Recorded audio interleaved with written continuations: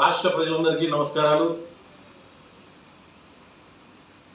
సముద్రంలో కలిసిపోతున్నటువంటి 3000 టీఎంసీల గోదావరి నీటిని పోలవరం ప్రాజెక్టు పూర్తయ్యేంత వరకు వేచి చూడకుండా పట్టిసీమ ఎత్తిపోతల పథకాన్ని ఏర్పాటు చేసి తద్వారా పోలవరం కుడికాలువ నుండి కృష్ణా డెల్టాకు గోదావరి నీటిని తరలించి కృష్ణా గోదావరి నదులను అనుసంధానం చేయడం ద్వారా ప్రతి ఏటా 100 టీఎంసీల గోదావరి నీటిని కృష్ణా డెల్టా ప్రాంతానికి తరలించి కృష్ణా డెల్టా ప్రజలకు తాగునీరు సాగునీరు అందించినటువంటి ఒక గొప్ప భవిష్యత్తు దార్శనికుడు ప్రియతమ నేత నారా చంద్రబాబు నాయుడు గారు అని చెప్పేసి ఈ సందర్భంగా రాష్ట్ర ప్రజానికానికి సవినీయంగా తెలియజేస్తా ఉన్నాను. ఈరోజు ఈ విధంగా ఎందుకు చెప్పాల్సి వచ్చింది అంటే, గతంలో ప్రతిపక్ష నేతగా ఉన్నటువంటి జగన్మోహన్ రెడ్డి గారు పట్టిసీమ ఒట్టిసీమ అని చెప్పేసి ఆయన ఆ రోజు విమర్శలు చేయడం జరిగింది. జగన్మోహన్ రెడ్డి గారు ఏ పట్టిసీమ ప్రాజెక్టును అయితే ఒట్టిసీమ అంటూ అవహేళన చేస్తూ విమర్శలు చేశారో అదే పట్టిసీమ ప్రాజెక్టు ఈరోజు కృష్ణా డెల్టాకు 100 టీఎంసీల గోదావరి నీటిని తరలించడం ద్వారా అదే పట్టిసీమ ప్రాజెక్టు ఈరోజు కృష్ణా డెల్టా ప్రజలకు తాగునీరు సాగునీరు అందించి ఈరోజు పట్టిసీమ ప్రాజెక్ట్ అనేది కృష్ణా డెల్టా ప్రజలకు అండగా నిలబడతా ఉంది. దీనికి జగన్మోహన్ రెడ్డి గారు మీరు ఏమని సమాధానం చెప్తారో అని చెప్పేసి కృష్ణా డెల్టా రైతాంగం తరఫున ఈరోజు మేము జగన్మోహన్ రెడ్డి గారిని సూటిగా ప్రశ్నిస్తూ ఉన్నాం. అయ్యా జగన్మోహన్ రెడ్డి గారు, రాష్ట్రంలో ఏ ప్రాంతంలో ఎలాంటి సమస్యలు తిష్టవేసి ఉన్నాయి, రాష్ట్రంలో ఏ ప్రాంత ప్రజలు ఎలాంటి సమస్యలతో ఇబ్బందులకు గురవుతా ఉన్నారు, రాష్ట్రంలో ఎలాంటి పద్ధతులను అనుసరిస్తే ప్రాంతీయ సమస్యలను పరిష్కరించగలుగుతాము, ఏ విధమైనటువంటి పరిష్కారాల ద్వారా ప్రజల సమస్యలను అధిగమించగలుగుతాము అనేటువంటి ఒక స్పష్టమైనటువంటి ఆలోచన, ప్రజా సమస్యలపైన ఒక స్పష్టమైన అవగాహన ఉండాలి రాజకీయ నాయకునికి. కానీ మీకు ఆ ఆలోచన ప్రజా సమస్యల పైన అవగాహన లేదు, అదేవిధంగా ప్రజా సమస్యల పరిష్కారం పైన చిత్తశుద్ధి లేదు. అలాంటి మీరు కేవలం నిత్యం చంద్రబాబు నాయుడు గారి పైన ద్వేషంతో రగిలిపోవడం, చంద్రబాబు నాయుడు గారిని అదేవిధంగా నారా లోకేష్ బాబు గారిని, డిప్యూటీ సీఎం పవన్ కళ్యాణ్ గారిని ఏ విధంగా ఇబ్బందులకు గురి చేయాలి, వారిని ఏ విధంగా కించపరచాలి అనేటువంటి ఒక ఆలోచన నిత్యం ఉంటుంది మీకు. అదేవిధంగా అధికారం ప్రజలను మభ్యపెట్టాలి, ప్రజలను మభ్యపెట్టడం ద్వారా అధికారంలోకి రావాలి, అధికారంలోకి వచ్చిన తర్వాత అధికారాన్ని అడ్డు పెట్టుకొని అవినీతి అక్రమాలకు పాల్పడి అడ్డగోలుగా అక్రమంగా డబ్బులు సంపాదించాలి అనేటువంటి ఒక ఆలోచన మాత్రమే మీకుంది. అదేవిధంగా అక్రమంగా సంపాదించినటువంటి డబ్బును ఎక్కడ పెట్టుబడి పెట్టాలి, తద్వారా అక్రమంగా సంపాదించిన డబ్బు ద్వారా పెట్టుబడి పెట్టి మరిన్ని వేల కోట్లకు నేను పడగలెత్తాలనేటువంటి ఒక దురాశ, దుష్టబుద్ధి మాత్రమే మీకుంది జగన్మోహన్ రెడ్డి గారు.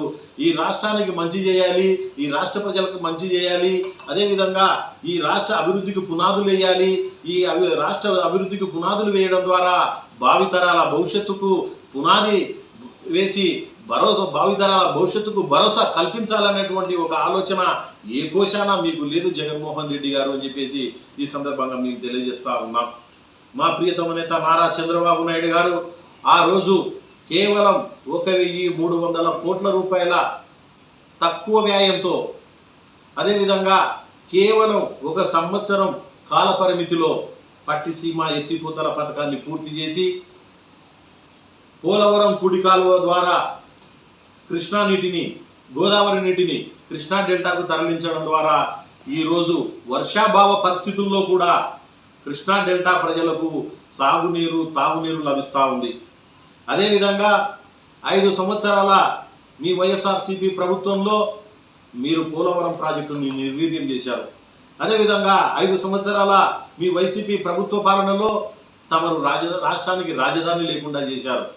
ఈరోజు 2024 ఎన్నికల్లో ఈ రాష్ట్ర ప్రజల ఆశీస్సులతో ఎన్డీఏ కూటమి ప్రభుత్వ సారథిగా ముఖ్యమంత్రిగా బాధ్యతలు చేపట్టినటువంటి ప్రియతమ నేత నారా చంద్రబాబు నాయుడు గారు ఈరోజు రాష్ట్ర రాజధాని పని పరుగులు పెట్టిస్తూ ఉన్నారు.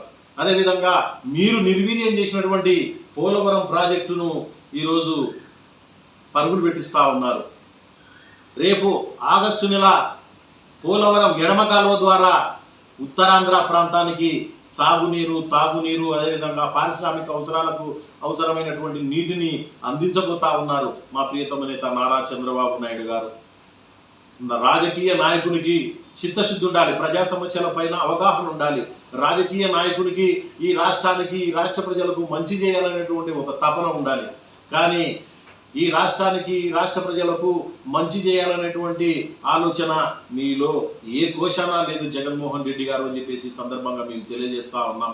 అధికారాన్ని ఏ విధంగానే అధికారంలోకి రావాలి, అధికారాన్ని అడ్డు పెట్టుకుని తమ పైన ఉన్నటువంటి సిబిఐ అక్రమాస్తుల కేసులు, అదేవిధంగా ఈడీ సంబంధించినటువంటి కేసులు ఏవైతే ఉన్నాయో వాటిని అడ్డుకునేటువంటి ప్రయత్నం, ఆ అధికారం ద్వారా మీ పైన ఉన్నటువంటి కేసుల నుండి మిమ్మల్ని మీరు రక్షించుకునేటువంటి ప్రయత్నమే మీరు చేస్తూ ఉన్నారు తప్ప ఈ అధికారాన్ని వినియోగించి ఈ రాష్ట్ర అభివృద్ధికి తోడ్పాటును అందించాలి, అధికారాన్ని వినియోగించుకొని రాష్ట్ర ప్రజలకు మంచి చేయాలి, అధికారాన్ని వినియోగించుకొని భావితరాల భవిష్యత్తుకు భరోసా కల్పించాలనేటువంటి ఒక ఆలోచన ఏ రోజు మీరు చేయలేదు జగన్మోహన్ రెడ్డి గారు అని చెప్పేసి ఈ సందర్భంగా మేము తెలియజేస్తూ ఉన్నాం. ఈరోజు మేము తెలుగుదేశం పార్టీ కార్యకర్తలుగా గర్వంగా చెప్పుకోగలం, మా ప్రియతమ నేత నారా చంద్రబాబు నాయుడు గారు రాజధాని నిర్మాణం చేయబోతా ఉన్నారని మేము గర్వంగా చెప్పుకోగలం. అదేవిధంగా మా ప్రియతమ నేత నారా చంద్రబాబు నాయుడు గారు మీరు నిర్వీర్యం చేసినటువంటి పోలవరం ప్రాజెక్టును పూర్తి చేసేటువంటి క్రమంలో ముందుకు సాగుతా ఉన్నారు. రేపు ఆగస్టు నెల పోలవరం ఎడమ కాలువ ద్వారా ఉత్తరాంధ్ర ప్రాంతానికి సాగునీరు, తాగునీరు, పారిశ్రామిక అవసరాలకు తగినటువంటి నీరు అందించబోతా ఉన్నారని గర్వంగా చెప్పగలం. మా ప్రియతమ నేత నారా చంద్రబాబు నాయుడు గారు పట్టిసీమ ఎత్తిపోతల పథకం ద్వారా అయితేనేమి, పోలవరం కుడి కాలువ ద్వారా అయితేనేమి సంవత్సరానికి 100 టీఎంసీల గోదావరి నీటిని కృష్ణా డెల్టాకు తరలించి గోదావరి ప్రజలకు తాగునీరు, సాగునీరు అందిస్తూ అండగా నిలబడతా ఉన్నారని చెప్పేసి తెలుగుదేశం పార్టీ కార్యకర్తలుగా మేము ఈరోజు గర్వంగా చెప్పుకోగలుగుతా ఉన్నాం. రాష్ట్ర ఆర్థిక వ్యవస్థను మా ప్రియతమ నేత చక్కదిద్దగలుగుతా ఉన్నారు. అదేవిధంగా 2024 ఎన్నికల్లో ఈ రాష్ట్ర ప్రజానికానికి ఇచ్చినటువంటి హామీకి కట్టుబడి సూపర్ 6 పథకాలను అమలు చేశారు అని చెప్పేసి తెలుగుదేశం పార్టీ కార్యకర్తలుగా మేము గర్వంగా చెప్పుకోగలం. అదేవిధంగా మా ప్రియతమ నేత నారా చంద్రబాబు నాయుడు గారు 2024 ఎన్నికల్లో ఈ రాష్ట్ర నిరుద్యోగ యువతకు ఇచ్చినటువంటి హామీకి కట్టుబడి ఈరోజు రాష్ట్రానికి పెట్టుబడులు, పరిశ్రమలు తీసుకుని వస్తూ నిరుద్యోగ యువతకు ఉద్యోగ ఉపాధి అవకాశాలు కల్పించేటువంటి క్రమంలో ముందుకు సాగుతూ ఉన్నారు. ఆ క్రమంలో దాదాపు 30,000 ప్రభుత్వ ఉద్యోగాలు భర్తీ చేశారు. అదేవిధంగా 6 లక్షలకు పైచిలుకు ఉద్యోగాలు ప్రైవేటు రంగంలో నిరుద్యోగ యువతకు కల్పించారు అని చెప్పేసి తెలుగుదేశం పార్టీ కార్యకర్తలుగా మేము గర్వంగా చెప్పుకోగలం. మీరేమో చెప్పుకోగలుగుతారు జగన్మోహన్ రెడ్డి గారు? నేను అధికారాన్ని అడ్డుపెట్టుకొని అడ్డగోలుగా అక్రమాలకు పాల్పడి ప్రజాధనాన్ని దోచుకున్నానని మీరు గర్వంగా చెప్పుకోగలుగుతారా జగన్మోహన్ రెడ్డి గారు? నాకు 2019 ఎన్నికల్లో ఈ రాష్ట్ర ప్రజలు నమ్మి అధికారం చేపడే నా అధికార పీఠంపై నన్ను కూర్చోబెడితే ఈ రాష్ట్రానికి 5 ఏళ్ల పాటు నేను రాజధాని లేకుండా చేశానని మీరు గర్వంగా చెప్పుకోగలుగుతారా జగన్మోహన్ రెడ్డి గారు? అదేవిధంగా ఈ 2019 ఎన్నికల్లో ఈ రాష్ట్ర ప్రజలు నా పైన భరోసా ఉంచి నన్ను అధికార పీఠంపై కూర్చోబెడితే నేను పోలవరం ప్రాజెక్టును నిర్వీర్యం చేశానని చెప్పేసి గర్వంగా చెప్పుకోగలుగుతారా జగన్మోహన్ రెడ్డి గారు?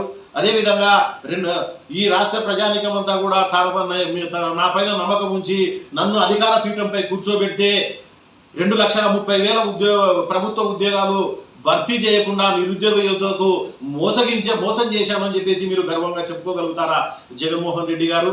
నేను అధికారంలోకి వస్తే ప్రతి ఏటా మెగా డిఎస్సి నిర్వహిస్తాను అని హామీ ఇచ్చినటువంటి నేను 5 సంవత్సరాల నా వైఎస్ఆర్ కాంగ్రెస్ పార్టీ ప్రభుత్వంలో మెగా డిఎస్సి నిర్వహించకుండా నిరుద్యోగ యువతను సక్సెస్ఫుల్గా మోసగించాను అని చెప్పేసి మీరు గర్వంగా చెప్పగలరా జగన్మోహన్ రెడ్డి గారు? నేను అధికారంలోకి వస్తే సిపిఎస్ను వారంలో రద్దు చేస్తానని చెప్పేసి ఉద్యోగులకు హామీ ఇచ్చి 5 సంవత్సరాలు గడిచినప్పటికీ కూడా మీరు సిపిఎస్ రద్దు చేయకుండా ఉద్యోగులను నేను మోసగించాను అని చెప్పేసి గర్వంగా చెప్పుకుంటారా జగన్మోహన్ రెడ్డి గారు?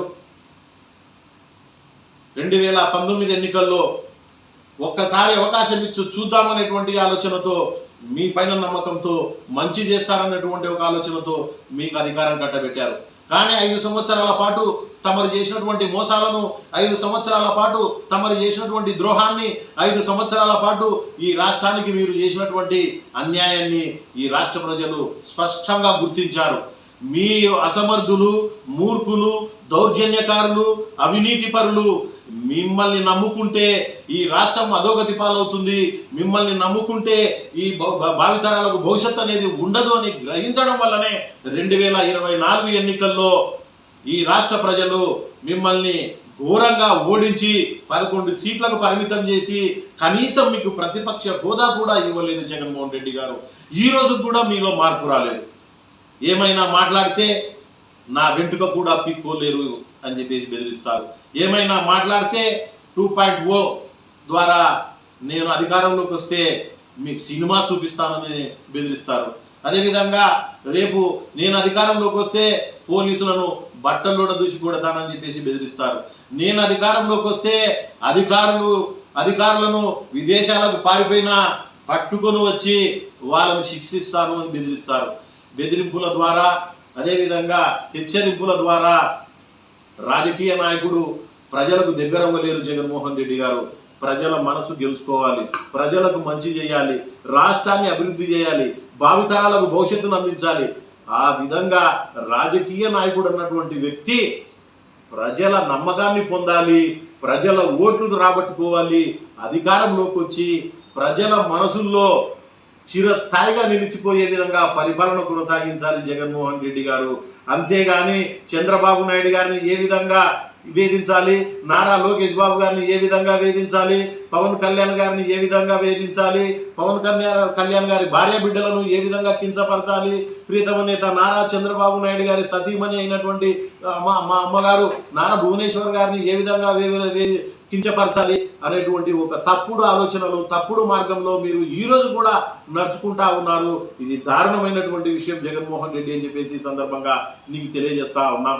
గతంలో గోదావరి కృష్ణా నదులను అనుసంధానం చేసి గోదావరి నది ద్వారా సముద్రంలో కలిసిపోతున్నటువంటి 3000 టీఎంసీల నీటిలో కొంత నీటిని ఈరోజు మేము పోలవరం కుడి కాలువ ద్వారా కృష్ణా డెల్టా రైతాంగానికి అందించగలిగాం.